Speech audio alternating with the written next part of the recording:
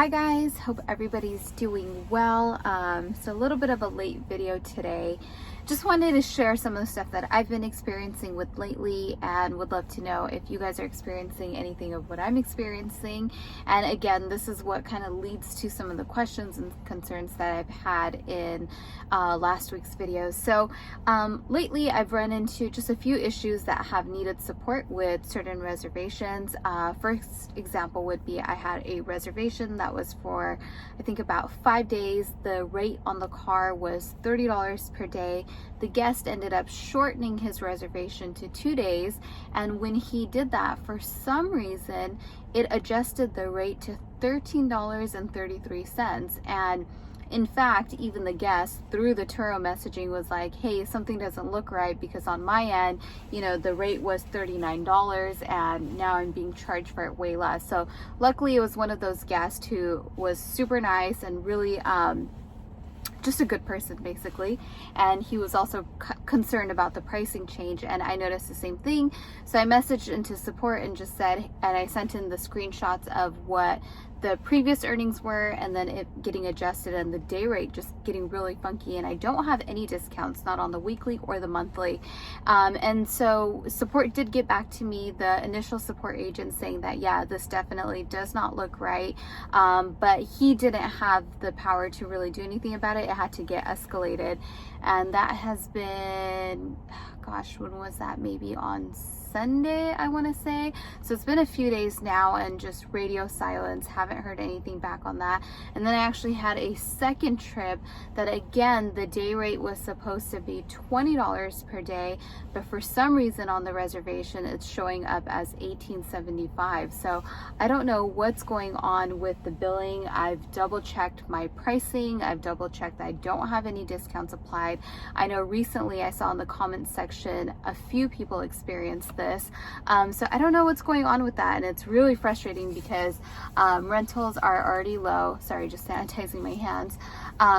Rentals are low, it's low pricing, and it's already hard enough to get the bookings that we are getting, and then when you have these little issues that are not so little because it has to do with the billing and the numbers being off, it's just incredibly frustrating. And then on top of that, you don't hear back from support. So that's what makes you feel like, is Turo shut down? Like, where are they? I mean, I'm sure I can probably comfortably make the assumption that they've sized down their support teams, would be my guess, because there is such a lag in support. But then there should also be a huge lag in demand as well, because we know that bookings are down at least, but minimum at least 50%, if not up to 70%. It has to be, you know, we've all seen the feedback in the comments section with everyone experiencing the mass cancellations and no new stream of bookings coming in. So we know that they can't be experiencing a high demand in support.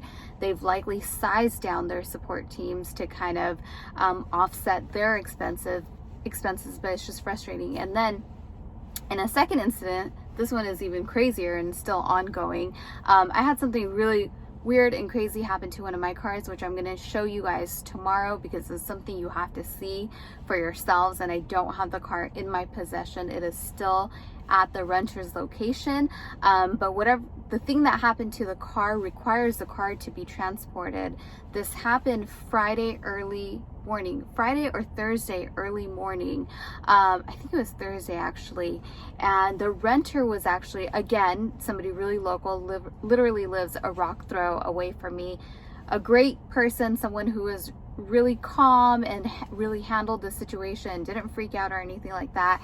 And he contacted Turo support all on his own. He even filed a claim on his own. I didn't even direct him to do that.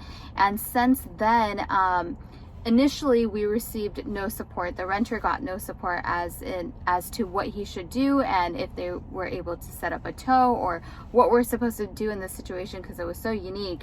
And then finally, when I filed the claim on my end as well, I heard back. It takes them a couple of days, business days, to get back to you. I did hear back from my claims agent, and immediately forget the claim, we'll get that settled, but we need to get this car moved and get it to a shop or a dealership or wherever it's going to get serviced at. But how do we transport it? We're not getting any assistance. I asked my agent twice, my claims agent, hey, how do we transport this car? Like, what are we supposed to do in this situation? Because I don't even have an answer for this.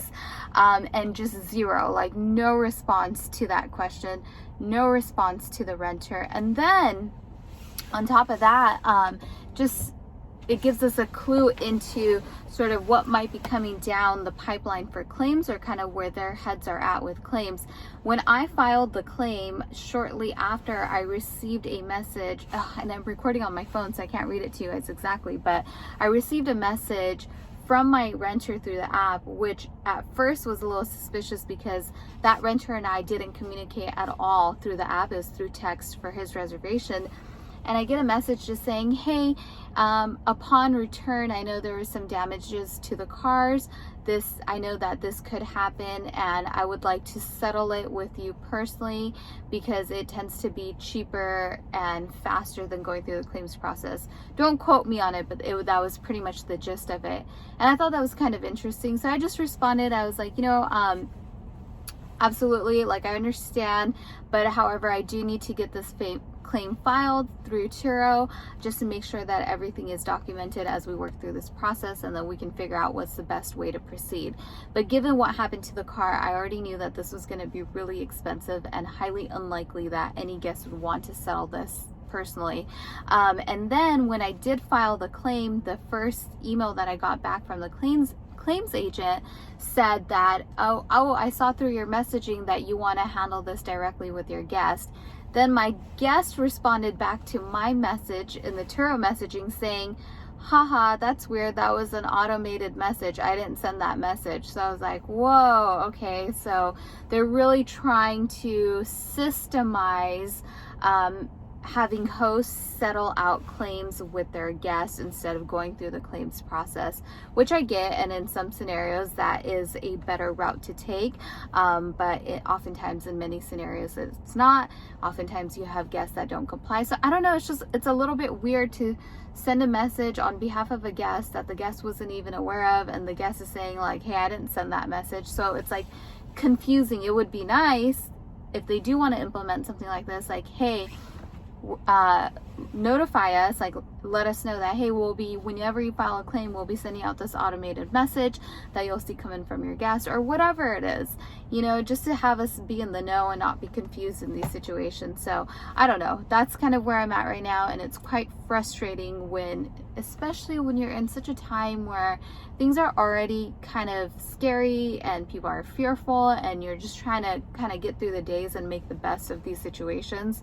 So it's like when you don't have that support, it speaks volumes to where they're at, and or I guess lack thereof support that's coming from their end and direction, really. So I don't know, frustrating. Let me know what you guys have experienced yourselves, and has anyone experienced this sort of automated message on their end when a claim has been filed?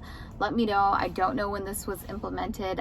The last claim I had was, I think, earlier in February, kind of around Valentine's Day with my Vanderhaul, and I did not experience this then, so I'm guessing this happened after the fact, so I don't really know, but please do let me know. And then stay tuned for tomorrow. I'm actually going to go to my renter's house, and I will give you guys a first look at what's going on, and then I'll try to see if I can actually have a conversation with my renter as well and get an idea for what he experienced on his end. But yeah, on that note, that's just a little update on what I'm experiencing, and I will talk to you guys tomorrow. All right guys, thanks for watching. Subscribe to the channel if you like it. Take care, stay healthy, good night.